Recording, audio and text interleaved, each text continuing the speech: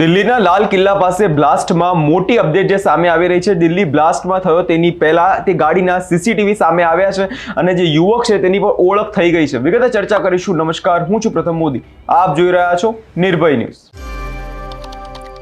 દિલ્હીમાં કાલે સાંજે જે કારમાં બ્લાસ્ટ થયો તેમાં મૃત્યુઆંક અત્યારે 9 થઈ ગયો છે. 2 મહિલાઓ સહિત 9 લોકો આ બ્લાસ્ટમાં મોત થયા છે અને 24 લોકો જેમાં ઘાયલ થયા હતા. 2 મૃતદેહની ઓળખ પણ થઈ ગઈ છે અને બાકીના 7 મૃતદેહની ડીએનએ ટેસ્ટ કરવામાં આવી રહ્યા છે. હવે આ જે ગાડીમાં બ્લાસ્ટ થયો છે તે તમને કહી દી કે i20 કાર છે, સફેદ કલરની, તેમાં બ્લાસ્ટ થયો હતો.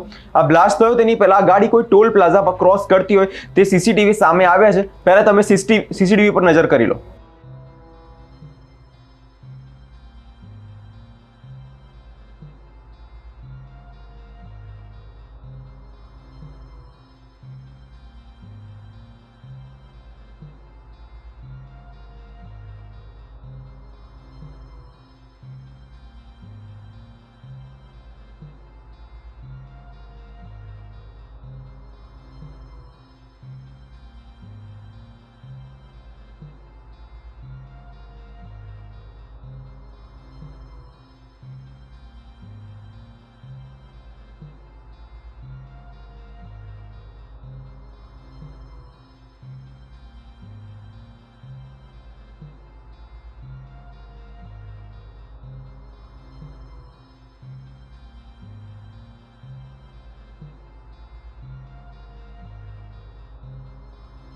હવે આજે કાલે સાંજે 6:52 આ લાલ કિલ્લા પાસે મેટ્રો સ્ટેશનના ગેટ નંબર 1 પાસે ચાલતી ગાડીમાં બ્લાસ્ટ થયો હતો, જેના કારણે સમગ્ર દેશમાં હાઈ એલર્ટ મૂકવામાં આવ્યું હતું. પોલીસ દ્વારા સૂત્રોમાં જાણવા મળ્યું કે આ બ્લાસ્ટ કાર ચાલકનું નામ ડોક્ટર મોહમ્મદ ઉમર હતું, નબી છે. તે પુલવામાનો રહેવાસી છે. આ ઘટના પછી લાલ કિલ્લા પર 13 નવેમ્બર સુધી જાહેર જનતા માટે બંધ કરી દેવામાં આવ્યો છે.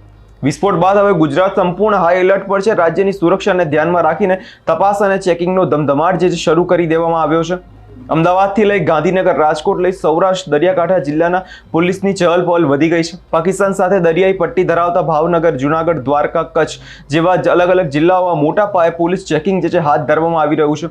અત્યારે કેન્દ્રીય ગૃહમંત્રી અમિત શાહ દ્વારા પણ એક સ્પેશિયલ બેઠક બોલાવવામાં આવી છે, જેમાં બધા અધિકારીઓ તે હાજર છે. કાશ્મીરના ડીઆઈજી પણ તે જગ્યાએ હાજર છે, વર્ચ્યુઅલી જોડાયા છે. રાજ્યના railway station, ST bus stand, બજારો, હોટલ બધી સ્થળોએ પર અત્યારે પોલીસ ચકાસણી ધમધમી રહી છે.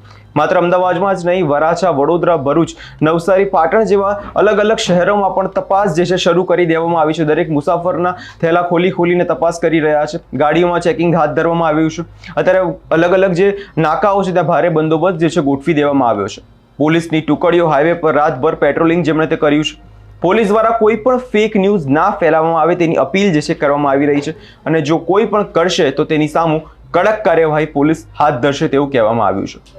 આપણે જોયું કે 2 દિવસ પહેલા પણ 3 આતંકવાદી ગુજરાતમાંથી પકડાયા હતા અને કાલે દિલ્હીમાં જ્યાં કાર બ્લાસ્ટ થયો છે આનું કોઈ કનેક્શન હોઈ શકે તેની પણ પોલીસ અત્યારે હાલ તપાસ જે હાથ ધરી રહી છે.